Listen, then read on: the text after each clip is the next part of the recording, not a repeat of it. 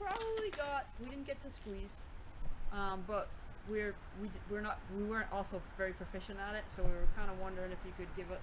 First of all, so we did a good job, and then we have a couple of things that we ran into that, like where. Excellent. Yeah, something to talk like about. How do we fix it? Type of thing. Cool.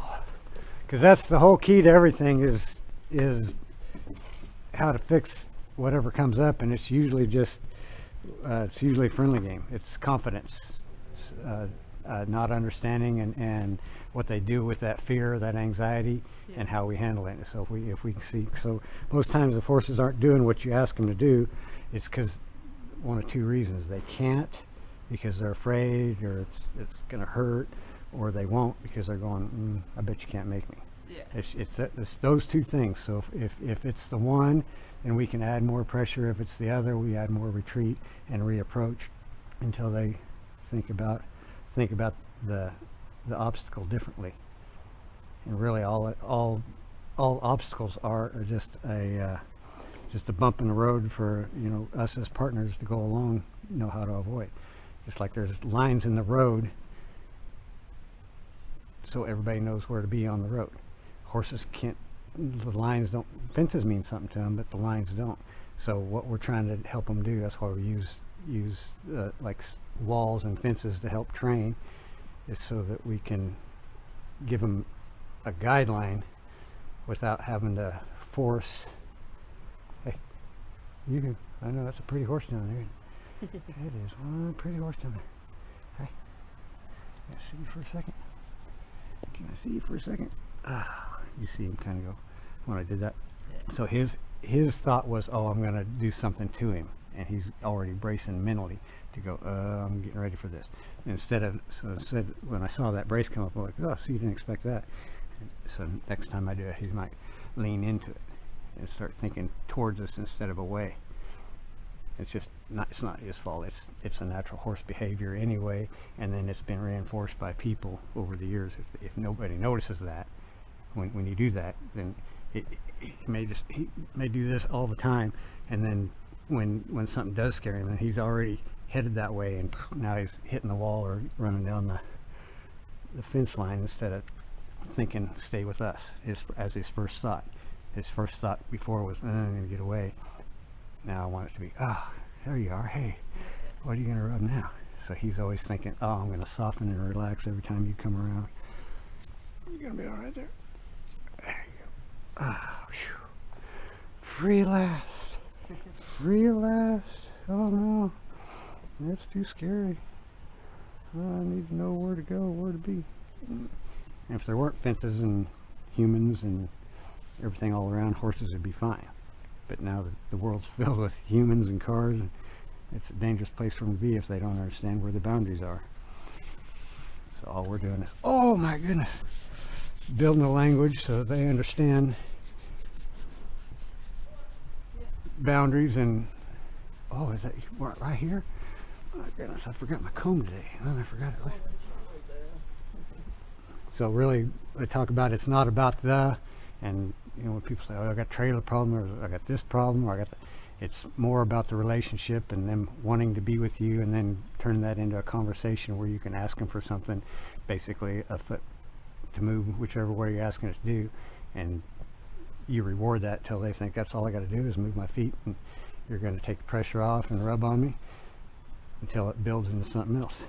I know you like cookies more than that. You like everything. But this is the important part right here, is getting him to want to engage with me and not be looking around and being out. So if he is choosing to engage with me, then it's him being, I'm not making him stay here. It tells me that he's interested in me, and he might pay attention. And if he's paying attention, he has a chance of communicating. Horses are body language animals, so if they're not looking at you, they're not really communicating. I'm just going to move around and see if I can get him, see what he feels like.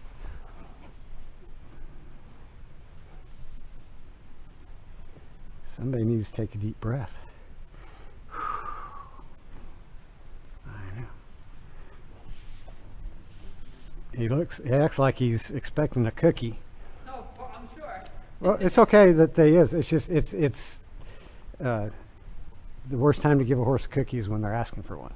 Yes. And so you can give them all the cookies you want to give them as long as they're not asking for it. If they do something right and you sneak it in there, that's way better, and it gets rid of that him drawn. That's a false sense of signal saying that I'm interested in you. He's interested in my cookies. But if I can get him interested in being with me because I make things calmer for him and know where his itchy spots are, I know you can smell it. You're like a hound dog. You are a hound dog. So when he's doing that, to keep his attention off that, I may rub him somewhere that causes him to want to go away and then change to something. I'm just trying to find that balance, move his energy around. So if he's thinking about that, I may cause more discomfort for him. And when he's thinking about me and relaxing, which he hasn't quite done yet, he's trying to. I know. He'd like to have a cookie. There's kind of a pattern interrupt where he thinks this hand means one thing, just like he was thinking this means one thing. So that'll cause him to go, wait a minute, my whole worldview has changed. I thought this meant this and this, and I counted on that, and it's been a strong pattern in my brain. Now something else is happening, and all of a sudden he's going, whoa, I got to think. I just can't react and go through the motion. I have to really pay attention to what it is that's different here. Now, see, when you want to move your front feet, I don't want the front feet to move.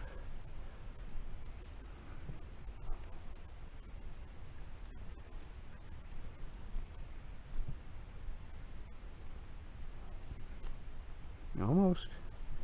Oh, that was better. Oh, finally.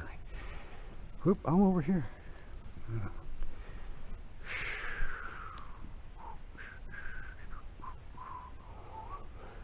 Doing as little as I can to keep his attention on me, but as much as necessary, until he just thinks I'm moving his energy around. Ah, it took forever. But they can hold stuff in, and you don't even, doesn't feel like that he was that tense or tight, but he really was. And it shows through his ribs, because I'm sure he's done hindquarter yields much more efficiently than those where he's either too tight and he can't relax through the ribs. That's why he can't put his foot through there. That's just a signal. He's going, oh, I can't relax. I need to keep my ribs straight and tight in case I got to get out of here. So he just wanted to let you know that he did get diagnosed. His left hock has some issues, but he has a bone cyst in there. Okay. And that took him out for a little bit. Yep. He's starting to get better. Okay. But if he's bracing on that side, it could be that. It could be. Yeah. It But you can see it probably is, and he's just, because he hasn't exercised these muscles like doing the splits, Yeah. or bending, touching your toes. If you haven't done it in a long time, you're probably not going to be able to do it. And if he hasn't really opened up his ribs, Yeah. then he's probably naturally walking around a little tight. Yeah, he's had to have like 2.5 months off. Okay. Like just we've been hand walking him, we've been doing the games with him, but not really been able to ride him. Yeah, that's good. I mean, it doesn't matter. The riding doesn't matter. If once he gets to understanding to yield from pressure, and we teach that on the ground, and then we mimic the exact same pressure while we're sitting on him, and then it should just go, oh, that's just 80% the same, 20% different. That was good. Whoa. I know. See, he's operating on a pattern, and I'm just interrupting that pattern. That's why he's like, that's not what I usually do. That's not what I usually do. If we, that's the hardest part about horses that have been, well, they're precocial species, so they learn from day one. So everything that they have learned to do and still survive goes into that pattern of, the way I got through this day is stay away from this and stay closer to that. And once that's a pattern, then they just don't even think about it. That's where they go. Same way about how they interact with us. If we allow them to go do all the time and not do anything about it, then I think that's okay. I can do that. And if they've had years and years and years of doing that, then all of a sudden we're asking for something different. And they're like, that's crazy. But if we can get them tuned in, then they go, oh, you're just like my mom. My mom used to say that same kind of, pay attention, get up here, stay close, and don't be wandering off. And then as they got older, they could get further away from their mama, and their mama could call to them, and they'd come back. She didn't have to go chase them. But if they didn't come back, you ever seen a mom go go get a baby? Not supposed to. So he knows all this. This is all things that he already knows. We just have to act like a mom. Think, feel, act, and play like a horse, and you have a lot more. So if you think how horses think and feel how they feel, that they're walking around just basically afraid of everything. They just know deep down, if nothing else, that at any time they can be meat. So Amanda and I were having trouble sort of executing the driving lead up on the front. Okay, that's a hard one, especially he's probably more left brain, which means he's naturally more of a thinking horse rather than a reacting horse. He operates more on thinking about doing the right thing other than just, blowing and going, and then if that worked, must be right, I did good. Naturally, people are like that too. Some people would just as soon have an office job and crunch numbers all day, and some people couldn't sit on a chair. So it's, where did I just stick?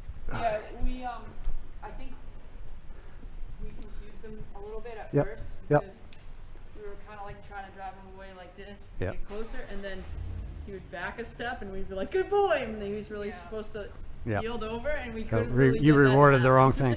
So if it's just like if they're not doing anything, or if they're doing the wrong thing, then the pressure stays the same or steadily gets hold. So he may back 10 steps, but finally he may go, whoa, and you may adjust your angle, and him go, oh, I see what you're saying, blocking that. But if that's another big problem is when you release, that's a reward, and if you release incorrectly, that's also a reward. And that's where we have to, as humans, be better teachers. So as a student, the student's never wrong. It's always the teacher's responsibility to explain it in a way that they can understand it. So we can never blame the horse, say, oh, he's this or he's that. You gotta say, maybe I didn't explain it correctly. So 4/4 yield, just like I was in the saddle, or if I'm asking for, and we lost attention. We lose attention, there's automatic commotion until we get attention. Let's see if he's confident with this. He doesn't think about this. We think about this stick and string as just an extension of our arm or leg, and that we can touch him accurately from any position and angle. So that's another big sticking point where people have trouble. They're not fluent with the stick and string and the rope, and that horse is judging you. So, boy, you're bumbling around. You're not a very good leader. I may not, put as much faith in you as you just blind faith. And no offense, but it's just one of those things like typing. If you saw a typewriter where they put a B, C, D, you'd have hell. And you'd be like, what the heck? But it's because those patterns are so strong. His patterns are so strong.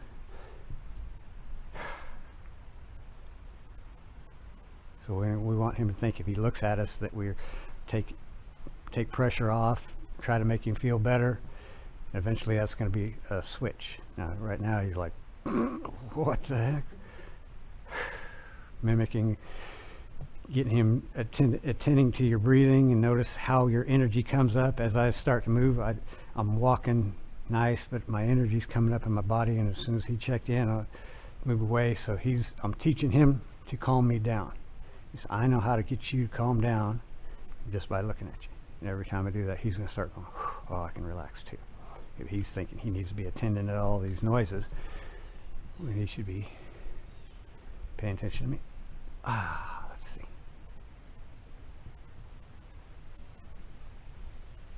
There.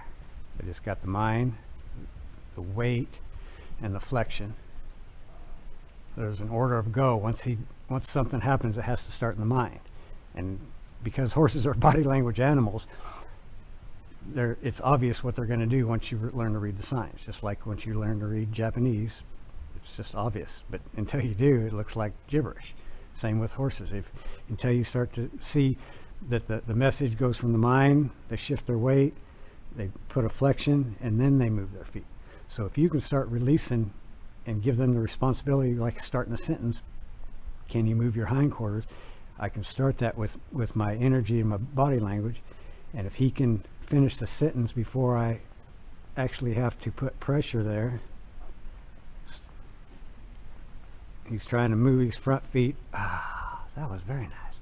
He didn't land on me though. He landed somewhere outside because he thinks that's safe. We got to remind him, if you're not paying attention to me, you're not safe. Commotion's going to start. It may start light in the beginning, especially because I don't want to scare him. I just want to go, energy's getting bigger and bigger and bigger over here. You better pay attention and get it shut off. Move away. See if I can cause him to want to feel that void.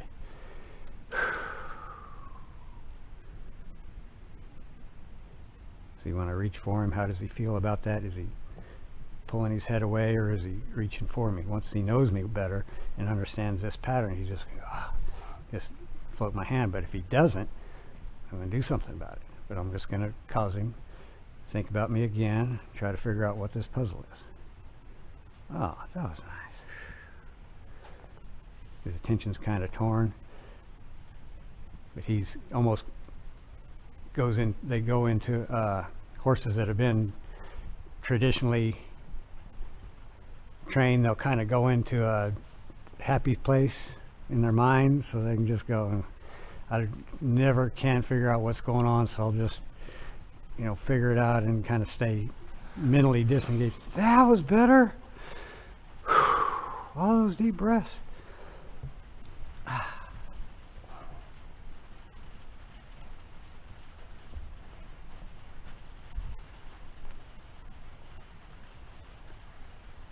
See how he feels about the approach. Call this a friendly game, and then Pat took him probably 5 years to realize that just confused people. Should have called it the confidence game. Is getting him confident with the extension of my arm, stick and string. That when I have that energy, I can reach out. That means, you can lean into that. And if I come with energy and bring that energy closer and stronger, he's going to go, that means get away. So you're just changing that energy so that he knows what it is your intent is. That I can do this with my intent, my energy down, and he can go, you're just giving me a hug and swatting flies. Or if I did this, gave him a signal, which he doesn't seem to understand, and I'll start adding energy until he thinks about moving away. It wasn't exactly right, but it was because we just started. He's like, anything he does sort of in the right direction, I'm going to reward.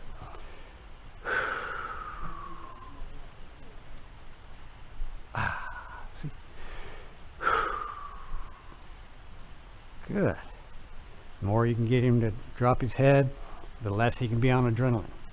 Head comes up, if it's 4 inches above, I don't know if they say the saddle horn or the withers. I think it's the withers. Then it's almost like a hose becomes unkinked and that adrenaline can start flowing. It doesn't have to flow, but that hose, it's available to them. But it's not available to them down here. So if you can keep them off adrenaline when they're in a thinking state, when you want them in a thinking state, and eventually we'll tap into that adrenaline when we want to start doing, faster or jumping. We have to use some of that adrenaline to help us maneuver on the tougher obstacles. But really, basically, in the end, that's all you're trying to. If you're thinking about performance at all, is you're just thinking about how much can I rev, just like your motorcycle, rev it up to us, or even a tractor that has the throttle. If you could do that with your horse, put the throttle at where you wanted to go, and then just manage the shape, you'd be good to go. But that's what you're trying to do. That your throttle should be when you're riding, that they feel that they're in sync with you. And as soon as they're not, they're going to notice and try to find that synchronicity again. Because if they don't, it's going to be more commotion until they think to you and figure out what you want to do. And usually in the beginning, it's just slow down. Let's start again. We got off time in the music. We're dancing down the road, and everything's fine. And one of us heard music different and got us out of state. He might have got a little fast. And if, as a good teacher, you should have stayed the same, or maybe sped up half as much so that he felt, oh, that's really bad, and then help him find back down, and then reward that, oh, you tuned back into me, I didn't have to use my reins. But if that all doesn't work, then boom, in the next 2 strides, then you pick up a rein and start asking for neutral. You're always trying to go back to things that he knows how to do. Neutral lateral before you ever go anywhere. It's like your pilot, your neutral, your pre-flight checks that he knows that when you signal and add pressure, his nose should go there, his feet should stay still or stop moving if they were. I know. See how little it has to draw him back off. And once he starts really engaging, then he's going to start figuring out the puzzle, and then you're going to go, okay, if he's not doing it right, maybe I should adjust my angle and make it easier for him to figure out and get one step in the right direction.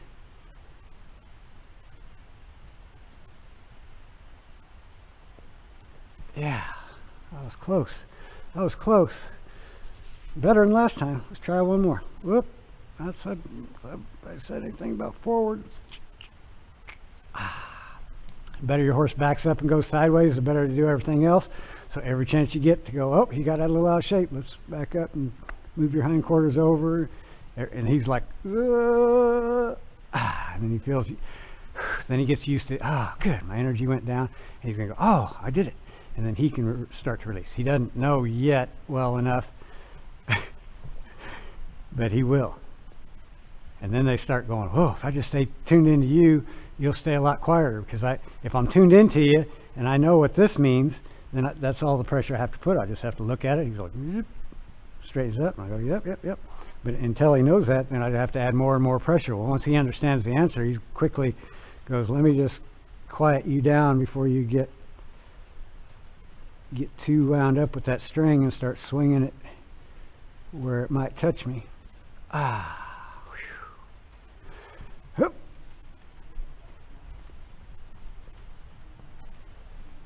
See where his ear is? He's thinking about that door. I'm trying to tip his attention. I'm not trying to drag him away. Just tip his attention onto me, off the door. Really pay attention. Their ears will tell you a lot about where they're looking. If they're looking at you, you'll be able to tell. Their head will usually always come down.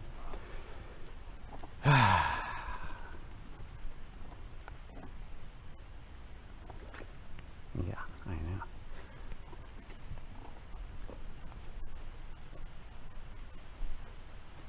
Oh, that was beautiful. That was beautiful. Does that feel good to you? Up, up. Let's try the other way. Ready? 4/4 yield. Oh, that was perfect. What a champion. He's a champion. What are you looking at?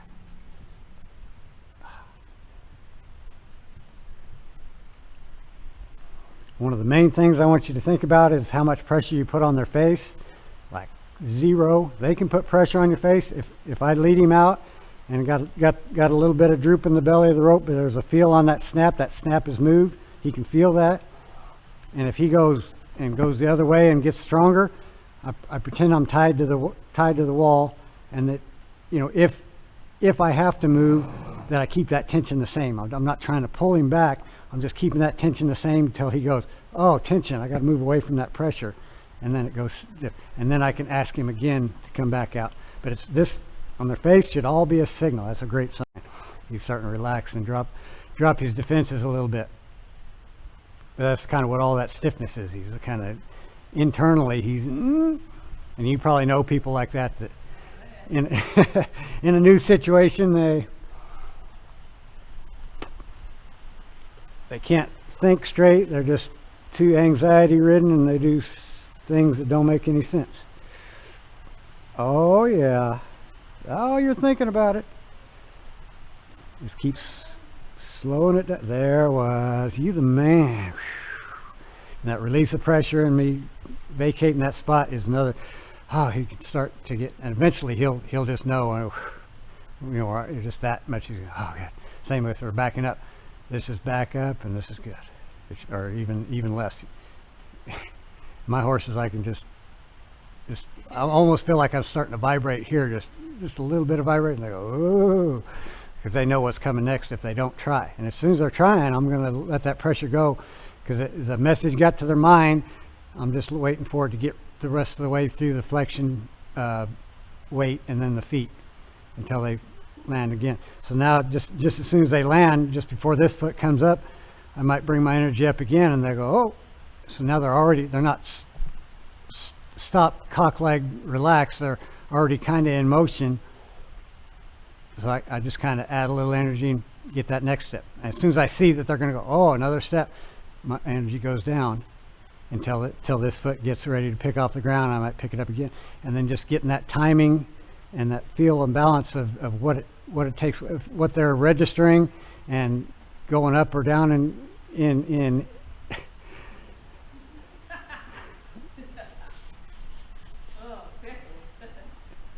But you've heard before that everything is energy anyway. All the ground, it's all made up of atoms, and they're all moving.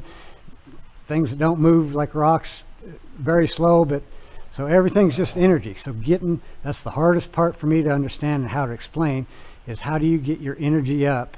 And there's just, what does that mean? What does it feel like?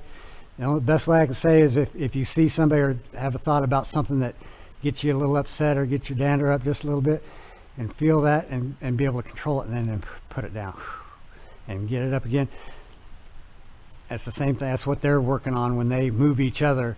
They go, they got that look on their face, and you better get out of the way. And if they know that other horse and they know they're dominant, they just go, yeah, you don't have to go to phase 2 or 3 with me.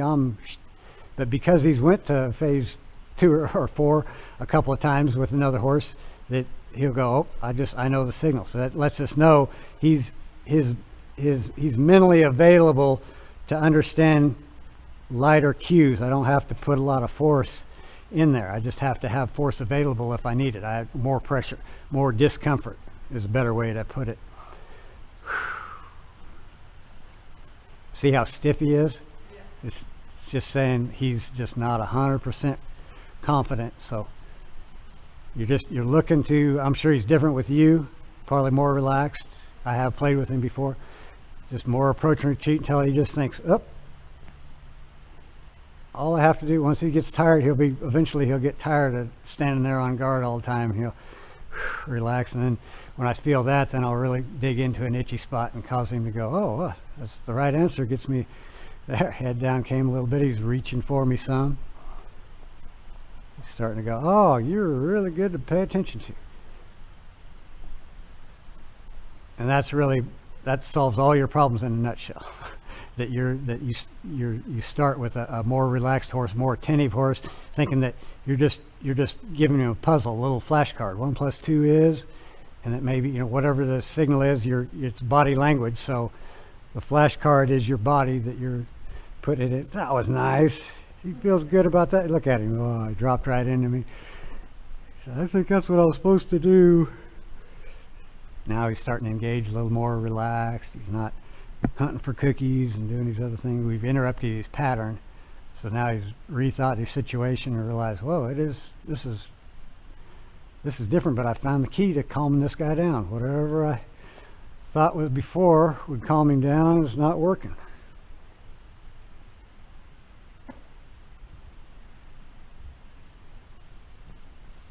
Don't move the front. Oh, what a champion.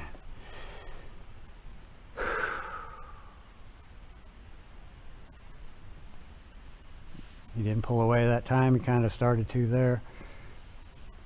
Just maybe because he's not comfortable with that. You are so smart. Now eventually we keep doing that. When we go like this, he'll just follow up. If he doesn't, keep going, then we have something to reinforce. As soon as he thinks that way, he's going to go, oh, if I just follow that rein and follow that, and then that's why I do this. Get them where they are tuned into my hand, which he isn't now. So they're always thinking about my hand, and that just means they learn to follow that feel. See if he connects. Almost. No, but the better I explain it, it's always my fault. I didn't explain it well enough. It wasn't explained to me the way I'm explaining it to everybody else because I've learned through time what they didn't stress was attention. Yes. And I found that that's the most important thing. But I even knew that back in my old days. It were always, pay attention. Yeah. Well, I understood get their attention, but I didn't know how to get it to where they wanted to be there. Of course, I was taught traditionally, so. So it's also, Did you see that? Did you see that he had a quick little battle? He was like, ah, then he went, ah, and then once he relaxed, that was, he could release that tension, and the gas came out. It's just like, if you ever have gas, it's hard to sit there and hold it. As soon as you can get, you can relax. Ah, that was all that was. Licking and chewing.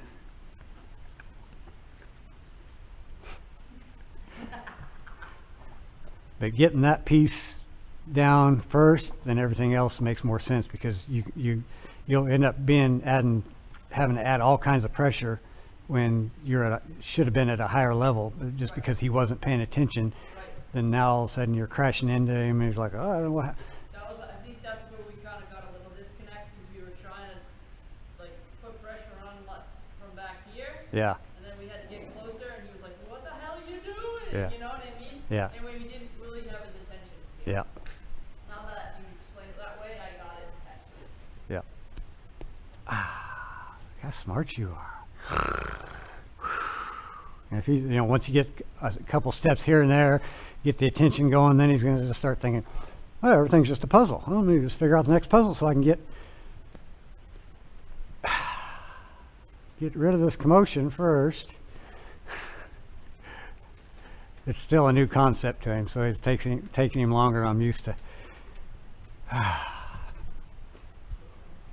it'd be the same thing on the trail. If you're going along on the trail and he's like that, you start going, oh, let's practice this, or let me hindquarter yield, until he's like, oh, what the heck, I gotta do my kindergarten stuff again. And then now he's going solving puzzles, and he's forgot that he was in an agitated state. And then he might go, oh, and you go, oh, no, oh yeah, it's just the trees moving a little different than I saw before. There's a rope hanging there that wasn't there before. And each time that you encounter something different external stimuli, and then get him back, you'll see how it's getting quicker and quicker, and eventually he'll start to spook and go, I don't want to do all those drills. Let me just, and because you go, instead of going, what are you looking at? What? You go, oh, you don't want to go forward? Okay, let's back up a step. You're automatic. It's an automatic programming. It's like a robot. That changed. So click change, and once he feels it, you're just going to go right into that deal. And you may start like you're going to get, and then hold the pressure. And if he's thinking about it, he'll start going, oh, okay, just like a program would be. And that's just, if the program is, if they're paying attention, add that pressure slow and light. If they're not paying attention, do what it takes to get their attention, and then add that pressure slow and light. See, once I start, as long as he's trying, I'll keep that pressure low. But if I start and he looks away, then I can go right to whatever it takes to get him to go, whoa, and then I'll go, okay, reset and start again, until he thinks, oh, I should just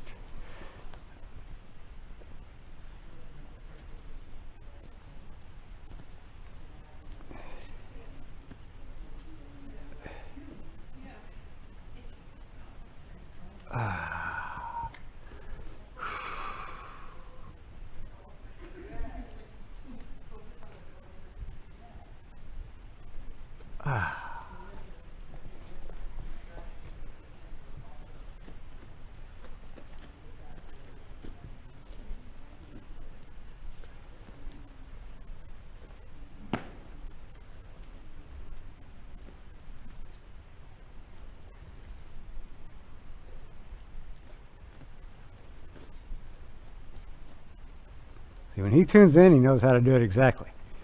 When he's tuned out, he's like, oh, because he's trying to do both.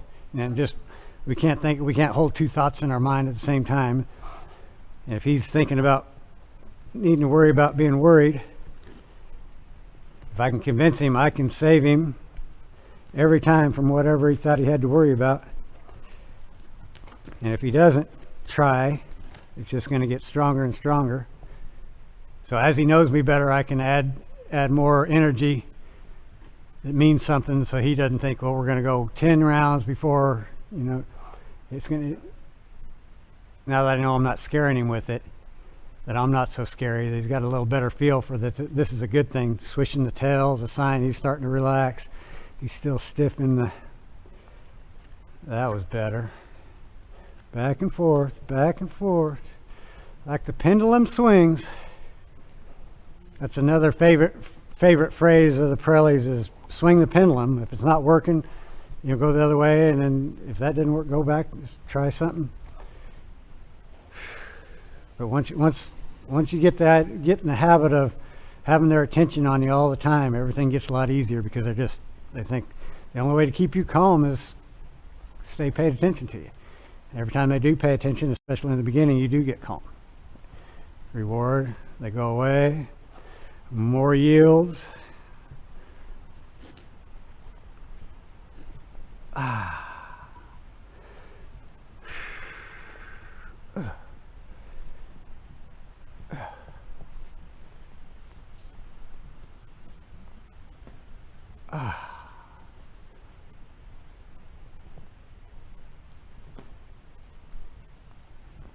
If that bothers him, I'm going to move away while I'm doing it until he's like, oh, that's just you throwing around your. This should eventually be a signal for him to calm down and pay attention, so we don't have to do a bunch of circles and yields.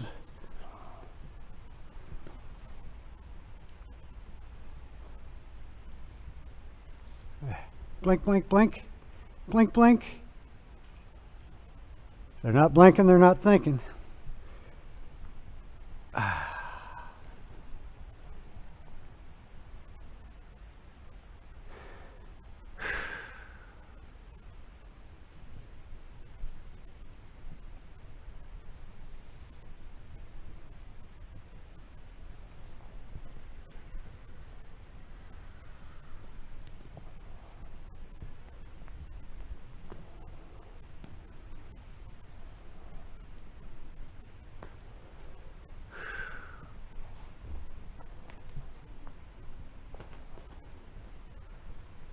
Oh, there you go. There you go.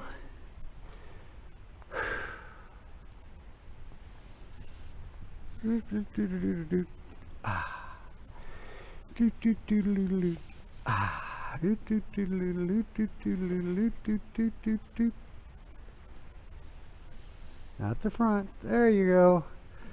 What a champion. That was an advanced maneuver you did that I didn't ask for. That's right.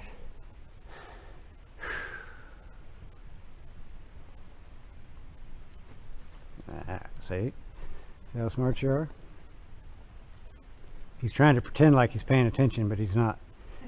But he's coming to attention sooner and doing the right things. But he lands on me and then goes, okay, I can do what I need to do to get my fix. Because this is, well, it's whatever he's doing. What he does is because it's made him feel safe all his life, that he was on guard all the time. And now we're just going up, change the program. When we're around, we're doing all the garden with our drones and gnomes and everybody else, keeping this every area that we are is safe. You can shut that off and concentrate on this. Whew, I know, because if you pay attention, everything gets a lot easier.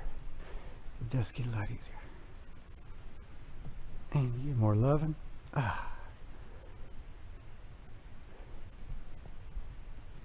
know.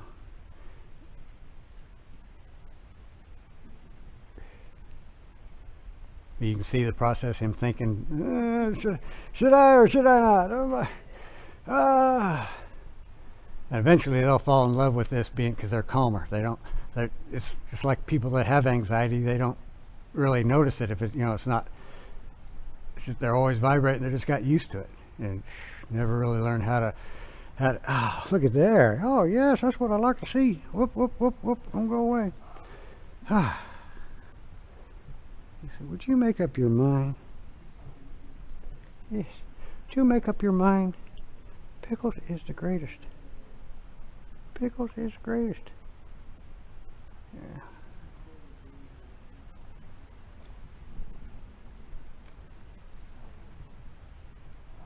Just like that when I'm scratching him, if he's not, you know, a spot I know it's going to itch, if he's not being demonstrative about it a little bit, then I know he's just tolerating me and really sneaking off, paying attention to something else. Part of that is just he doesn't know me that well that I'm, you know, and part of it is they just don't even, they don't feel it because they're thinking about those other things and they're not used to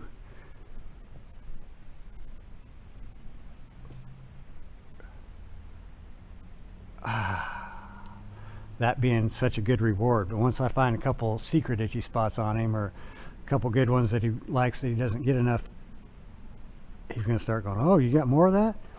And once we find those spots and he starts paying attention, every time he takes his attention off there onto me, especially when you're riding, you can get to them a lot quicker. As soon as they're tuned into you, that they do the right thing. As you're going along, just rubbing, just a little bit of scratching, just reassuring every now and again, and then stop, but continue riding, which is another hard thing to do because you're changing rhythms, but so that they understand. It's almost like patting your head and rubbing your belly. That concept, you have to have one program, subconscious, automatic, like breathing and blinking. You don't think about those things. It's the same way staying in tune or noticing when they go out of tune and knowing what to do there without getting tight like we humans do and pulling on the reins, making the horse even more, I know.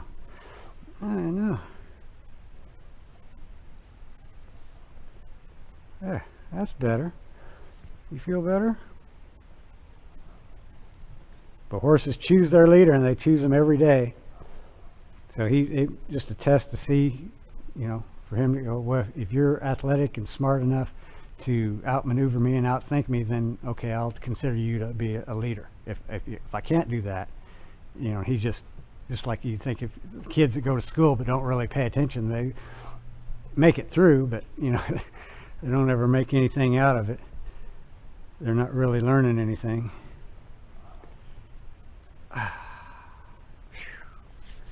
What a champion. Yes, you are. You're a champion. I know. It'd be a lot easier on you. It's just it's a hard habit to break. Any of the patterns and habits that there's good patterns and bad patterns. And for our purposes, that's a bad pattern, and it's just going to take a while to. You'll be playing with that the whole time, but that's like your foundation, just like your hindquarter yields. Be playing more with moving their hindquarters while you're on the back or on the ground, so that you're not thinking I'm controlling him through my reins. You're thinking I'm controlling him through his body from the hind to the front. The biggest mistake people make with horses is excess facial pressure. You should never pull. You can hold, like I said, if they're it's like they're tied to the wall. If they go, and if you've ever been fishing where those drag lines, like a big fish hits your line, if you just, it'll break the line. But it doesn't change the tension. That tension stays the same. That's what you're trying to do. If they feel like they need to leave or they're pushing or whatever, you keep that tension the same, that you're not pulling back. And as soon as they go, oh, start thinking again, then they go, oh, stay away from pressure.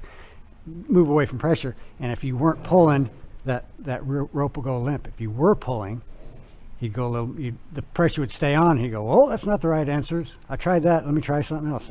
It's that quick that you have to go. As soon as they try that, it's almost an automatic, like your reel. As soon as that fish stopped and turned, all that would go out, and you wouldn't, because you're just holding it and letting it out. So you can't pull. So as soon as it stops on its own, as soon as it stops, now I can turn that fish and try to reel him in.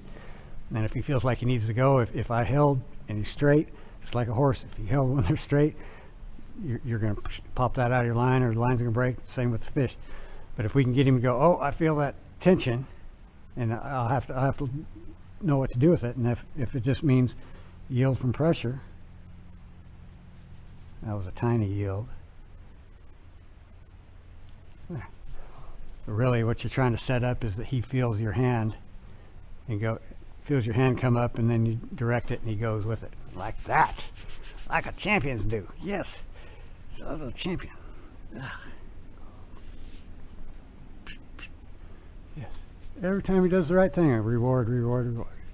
We're only asking for one step. Once we can perfect one step, then 2 steps are really easy. If you try to do 2 steps before you've perfected the one, head down. Same like here, if I'm putting pressure and steadily increasing it, if I didn't reward the slightest try, he might not try again. So if he gives a millimeter down, even if he just blinks or touches at a fly, if he knows that pressure goes away, eventually he'll start feeling, as soon as he feels that, just so that I can hurry up and do this. These guys go, oh yeah, my ears are itchy. They were way too high for you to reach. I see what you're doing. Oh, there's some more itchy ears, huh? They were a little itchy. But you can do this 1,000 times a day. It's all just about getting them to understand pressure. Well, pressure, horses think slow, so it may be, you know, especially in the beginning, it may be a while. But as soon as he tries a little bit, release, reward, start again, and start again at a light pressure, not what you ended up with. Start again at the light pressure, because that's what you want your dream phase to be when you pick up his, or ask him to do something that you just, a little movement, he's like, oh, you're asking for something. I hurry up and go, just like the spur. Hurry up and go, so I avoid getting the pressure on my ribs, because that's ticklish. Nobody likes to be tickled. Oh, look at you. Look at you. Well, you see where all this is heading now.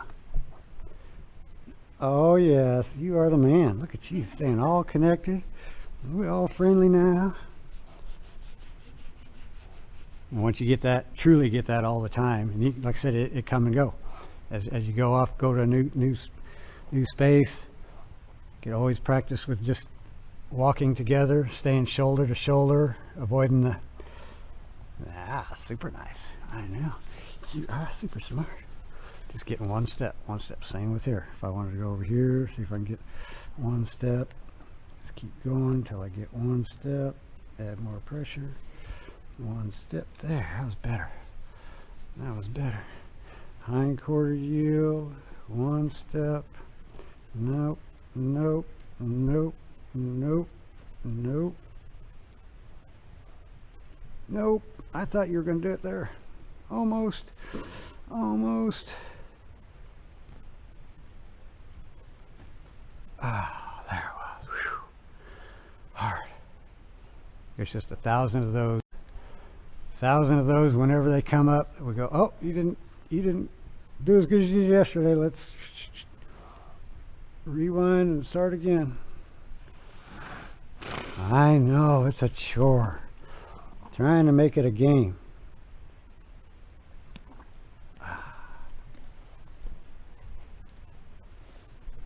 No, pushing me.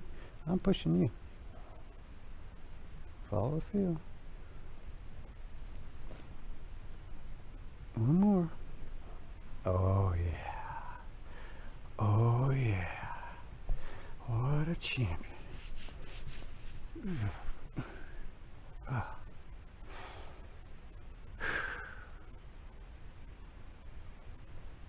So those are new birds. Oops.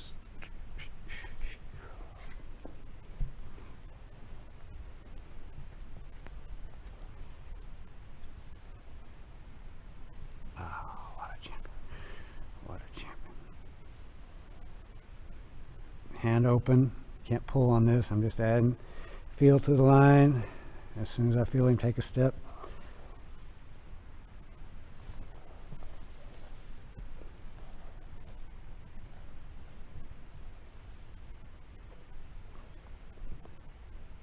so the order to go here is feel on the line, turn my head, turn my shoulders, and then touch him on the butt.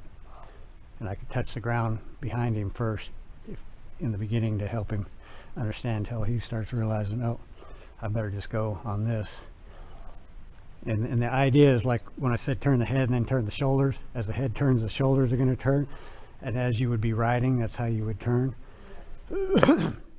So it gets him keenly aware when you start turning and looking at his hindquarters. That's where you're going to touch next. He's going to start going up. I better start moving that away, which is the whole idea. So eventually you just lift up a leg, pick up this rein and lift up a leg. And this rein hadn't even, lifted near tight, but he feels that rib and he puts his nose right where it's supposed to be, and then everything, you go right back to riding.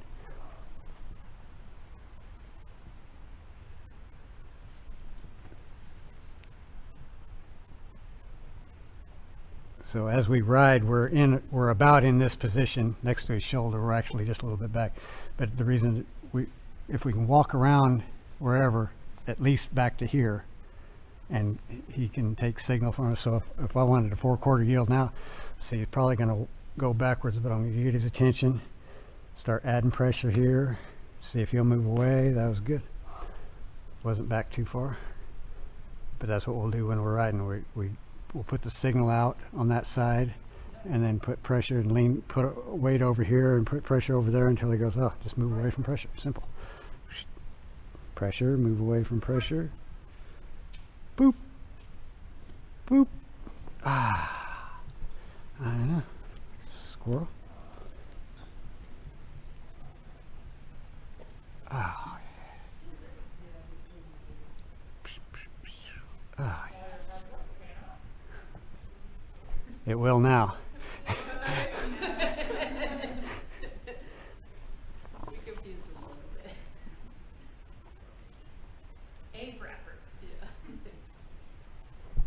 Hi. Thank you. You're a good boy. You're a smart pony. Huh.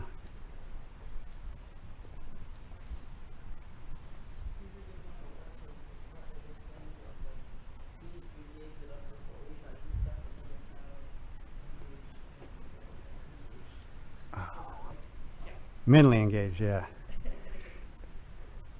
You can physically push them around to do things and think you're getting something done, but if you haven't got the mental engagement.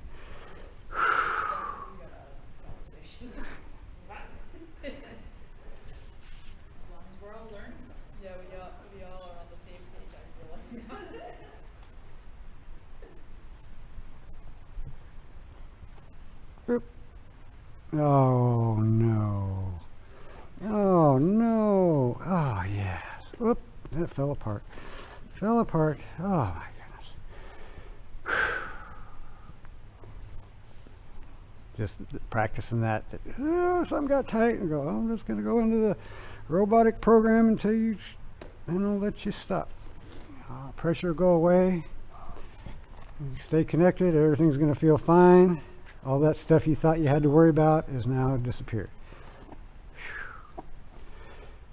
It's a mental, what do they call that? Mental construction. What is the new phrase they say? Anyway.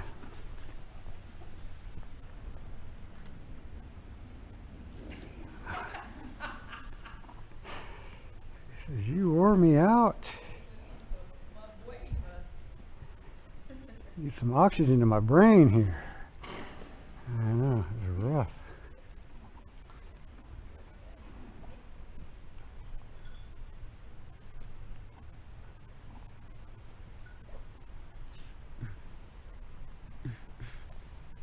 What are we doing on time?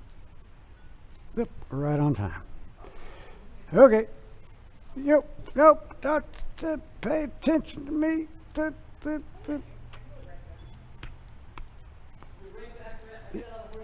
No worries.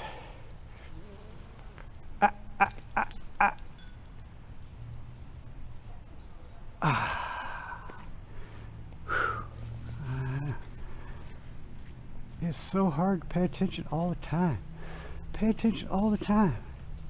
That is not my idea of being a good horse life. Another misunderstanding. Yes, somebody misunderstood. Somebody's misunderstanding the friendly game. Oh, they're getting all excited for no good reason. No good reason. Nobody sees a good reason for that. Uh-oh, you're not paying attention. There you go. That's better. You're looking out the door again? I wouldn't do that. That's some hindquarter yielding. There you go. Whoopsie daisy. I saw you leave me. I saw you thinking over there. It's better if you just stay here. It'd be way better for you if you just stay here. This way? Coming this way? Yeah. Uh-oh. And we got lost again. Oh, we got lost again. Oh, there we go. Uh-oh.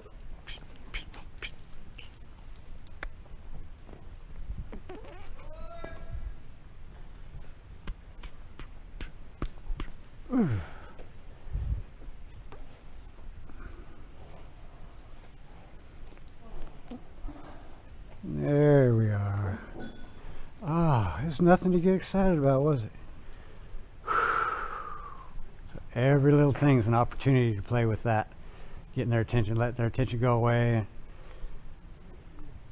Uh-oh. Uh-oh. And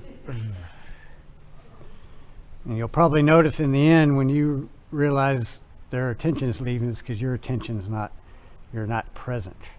That's a human thing that actually, if once we learn that, then we don't need therapy as much because we've had a time to be in the present, not thinking about the future or worrying about the past, because horses do neither. They're always in the present, and it helps us go, oh, the better I'm, and they'll tell you, they'll show up in them, the better I am present for them. Just like when I'm talking to you and not completely talking to him, he feels that disconnect and goes, oh. But if I'm completely focused on him, he's going to eventually learn to feel that and notice when I lose focus.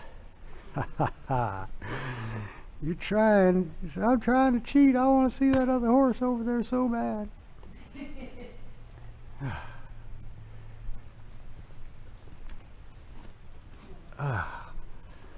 Okay. There's a big deep breath. Let's go. Call it a day. Oh my goodness.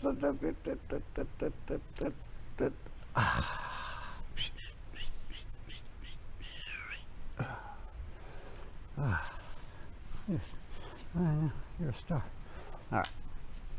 Thank you, Rhett. You bet. You'll be seeing him again. Yeah.